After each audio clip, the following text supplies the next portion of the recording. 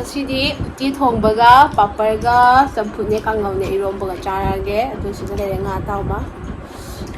ꯑꯃ ꯌꯥꯎꯔꯦ ꯑꯗꯨꯒ ꯁꯤꯒ ꯆꯥꯔꯛꯑꯒꯦ ꯍꯧꯗꯣꯛꯑꯔꯦ ꯑꯩ ꯊꯣꯡꯕꯅ ꯍꯥꯎꯕꯅꯦ ꯍꯥꯎ ꯊꯣꯏꯅ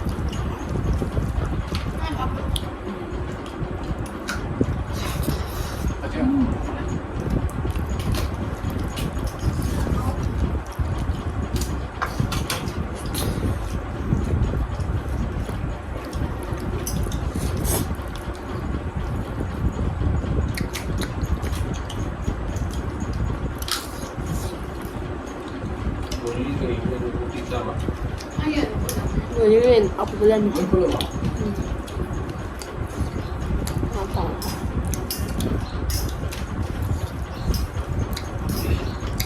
Kamong tango.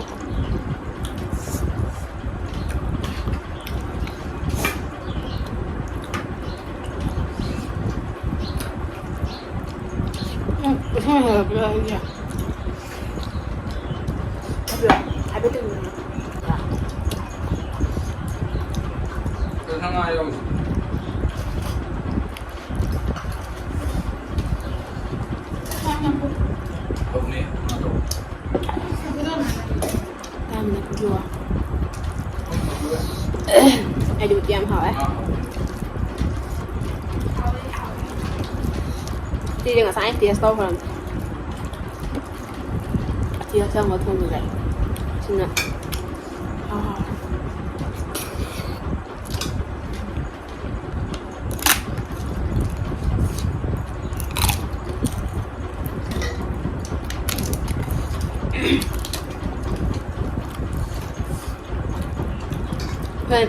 เพียนไทยจะเพียนบางคนนะเดี๋ยวมันอาจจะเป็นก่อนเกี้ยวต่อของอะไรเนี่ยมาทำอะไรอยู่แบบไหน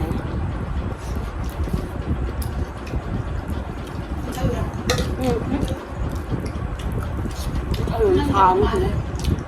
ไอ้ที่น้ำปลา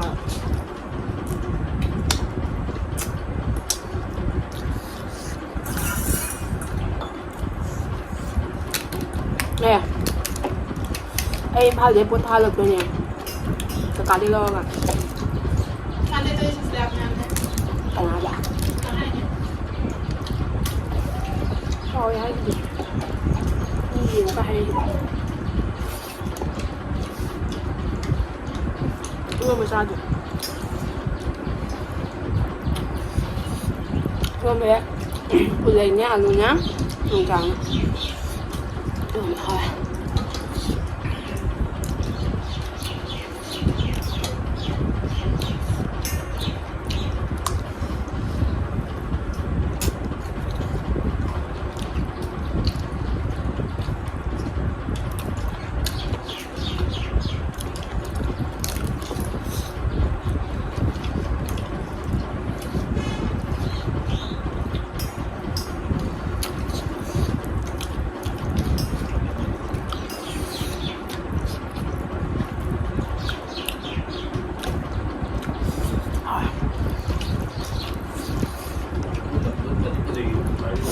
얼마나?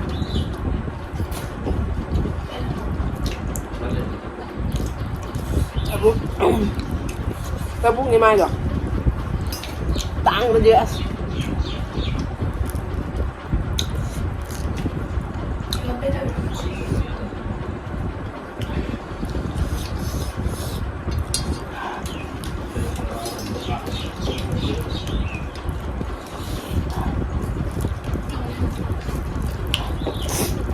여자다가 이거 봐도 저기다가 잡으려 줬거든요. 안 올라오래.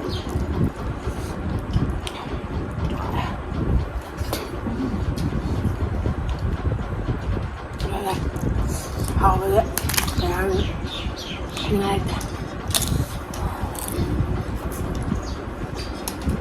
거의 뭐니 강함이야 반대야.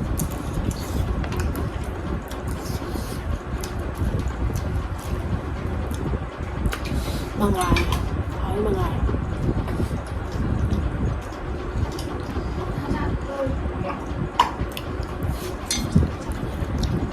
자, 같이 가자 한마디야.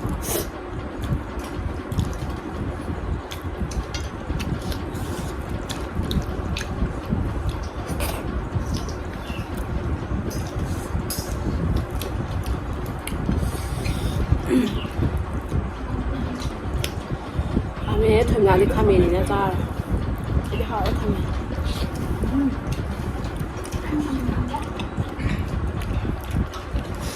ꯆꯥꯛꯀ ꯊꯣꯡ ꯆꯥꯕ ꯌꯥꯝ ꯍꯥꯎꯋꯦ ꯈꯥꯃꯦꯟꯒ ꯊꯣꯡꯉꯨꯕꯅ ꯀꯪꯉꯦ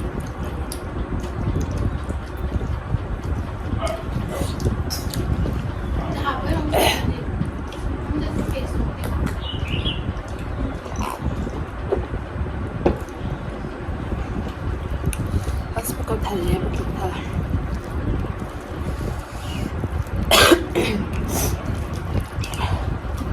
ꯅꯪ ꯍꯧꯖꯤꯛ ꯌꯨꯝ ꯆꯠꯇ꯭ꯔꯣꯕ ꯆꯥꯛ ꯇꯣꯛꯄꯒ ꯊꯕꯤꯁꯤꯅ ꯉꯟꯅ hello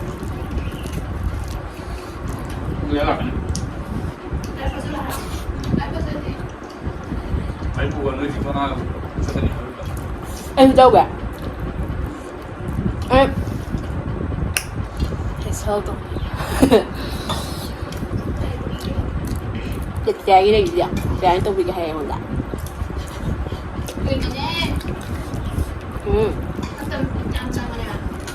누가 잘 먹게 나와 내가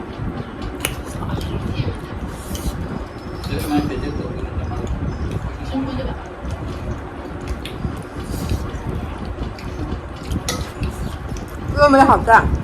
Lần sau đó cũng mong một cái tôi rồi nó dùng cái tôm nó rất tùy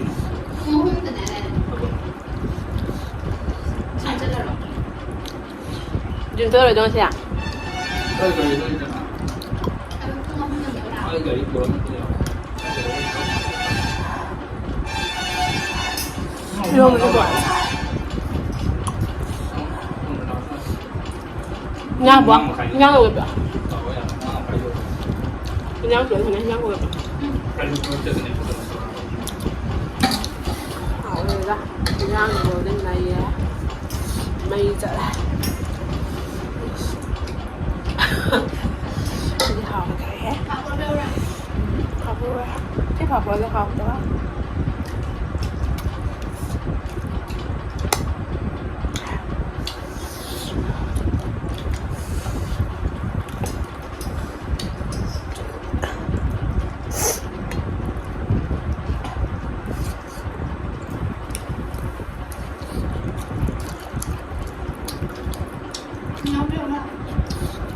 nhưng ngon sao rồi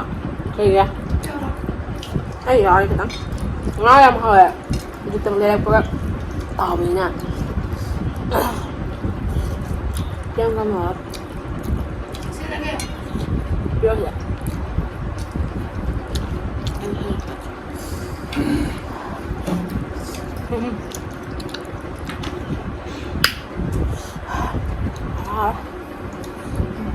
thôi đó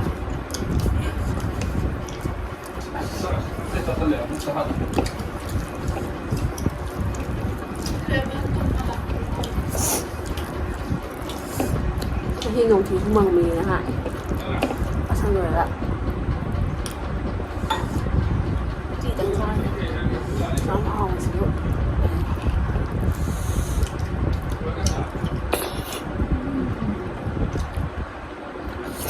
đấy té thả lẩu rồi thôi ạ ok mà ăn rồi ăn nước thì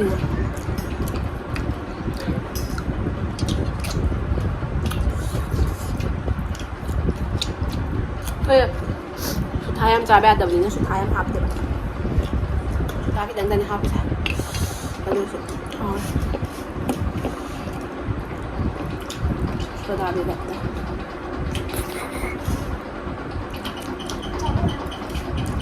เนี่ยทำเลยสิบุตร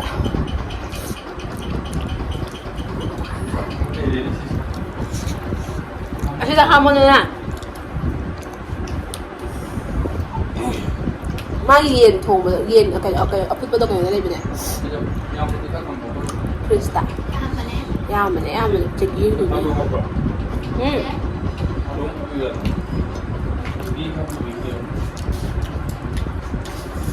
เข้ามาจีดะอะไรนะมารู้มานั่งเก๋ๆทำมาเงี้ย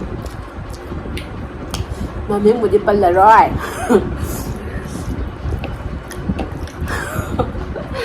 anh hai được nụ nhưng mà đây sao không nhưng mà đây nụ nhưng như hai bạn anh hai độ มาꯑꯗꯨꯃꯥꯏꯅ ꯇꯧꯔ ꯆꯥꯔꯝꯒꯅꯤ ꯑꯗꯨꯅꯅꯦ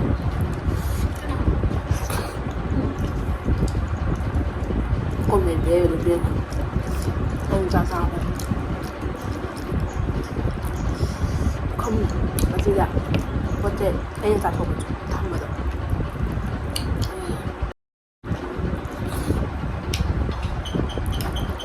ꯀꯣꯟꯅ ꯑꯗꯨ ꯑꯃꯨꯛꯅ ꯅꯨꯡꯉꯥꯏꯇꯦ ꯑꯗꯨꯒ ꯅꯨꯡꯉꯥꯏꯇꯦ ꯈꯤꯇꯪꯅ ꯈꯠꯅꯕ ꯃꯥꯅ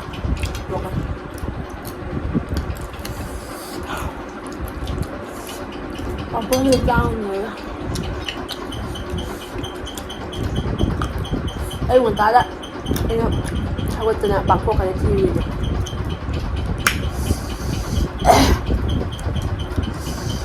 ꯑꯗꯨꯒ ꯊꯣꯡꯖꯕꯅ ꯀꯅꯥꯅ ꯐꯣꯟ ꯍꯥꯏꯅꯦ ꯑꯩꯒꯤ phone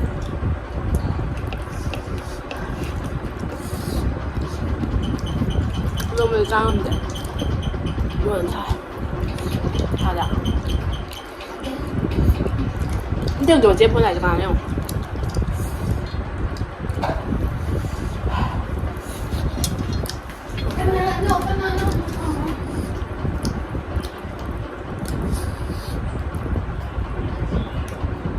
hả? Cái đồ đó nè.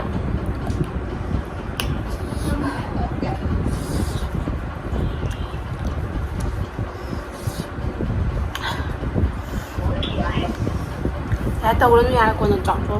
Hello. Ai chị 이거 누리가.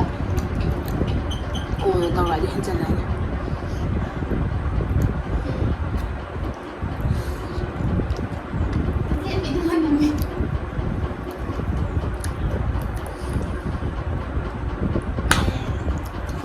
làm gì trái ngọc anh đi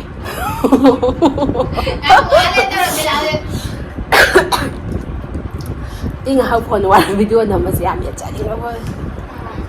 cái hay nè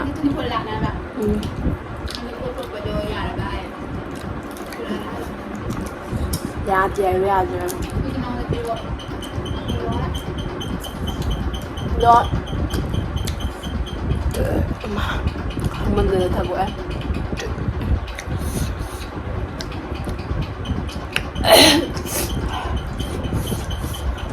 신경 더 가까워요.